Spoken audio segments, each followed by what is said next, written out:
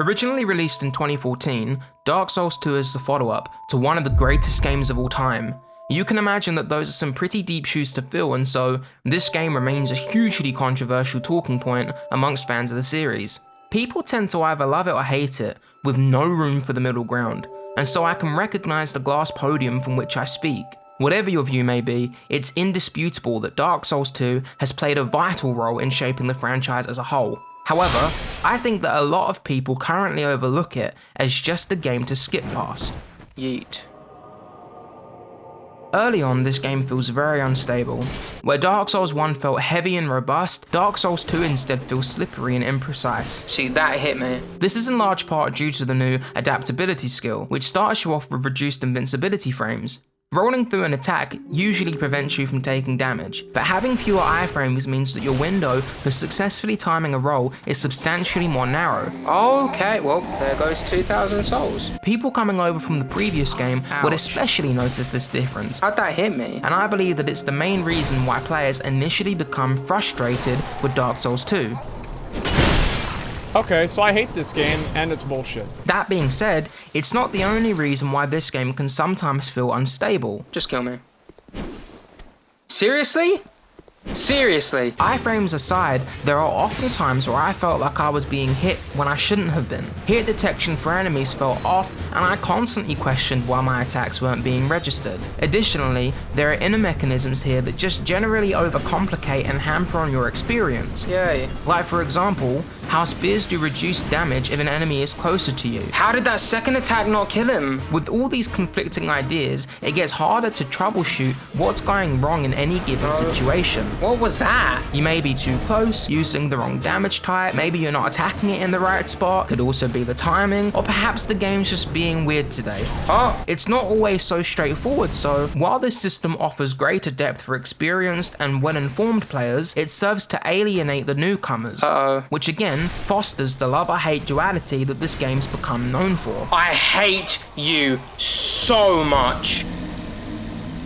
Unlike in Dark Souls Remastered, the ability to teleport between bonfires is unlocked straight away, which for this game is pretty much a necessity, as there are multiple directions to teleport back and forth between. I remember this place. I personally don't feel like this does the game any favours, as it makes the player doubtful whether or not they're going in the right direction. Try and figure out where I need to go next. While you can technically go anywhere, an understanding for how difficult each area is will dictate the path you take and when you tread it. Immediately got backstabbed. For example, you initially want to go through the Forest of Fallen Giants because when compared to dying down a well, or struggling against the Hired Knights, how was it? Whatever. It certainly seems to be the more doable option. After defeating the pursuer, boom, you're out of there, see ya! You'll likely find this nest that can fly you over to a completely new section of the game called the Lost Bastille. Now you might presume that this is the game's way of directly taking you to where you need to go next, but actually no, that's completely wrong. How did that not connect? Okay. This path is entirely optional, with an area boss that you'll at this stage be under-leveled for. And despite being guided here, you are actually supposed to teleport back to Medulla and go in the complete opposite direction towards Hyde's Tower of Flame. This isn't the only instance where you might get confused. At some point, this NPC appears, providing the means to progress and travel to the Iron Keep, which is great, but was never explained, nor had any indication towards. Proceed, bearer of the curse. And also, while inside Dranglake Castle, there's this golem statue that you're supposed to kill an enemy in front of for it to open up the way to progress. By the way, there are no enemies in this room.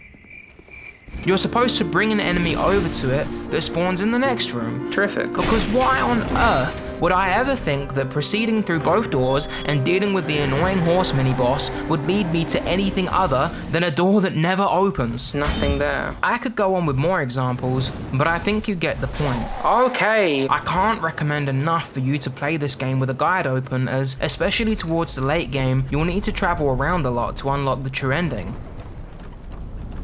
I've talked a lot about how confusing and unstable this game can be. While you're starting out, All of these options are daunting, and with so many things to learn, it can be really off-putting, especially to those that are already familiar with the other games of this franchise. However, if you're someone who's agreed with every point I've made so far, then let me at least reassure you that if there's any Souls game worth bearing these kinds of issues for, it's Dark Souls 2. Without a doubt, it has the most rewarding endgame featuring content that will take you many hours to complete. There are loads of secrets here, and I really appreciated the references back to Dark Souls 1 with the optional gargoyle boss fight and familiar looking old Dragon Slayer. The true final boss is a secret, which unlocks an entirely new ending, and with the additional 3 DLC packs, I know that there's a lot more enjoyment to be had from this installation of the series.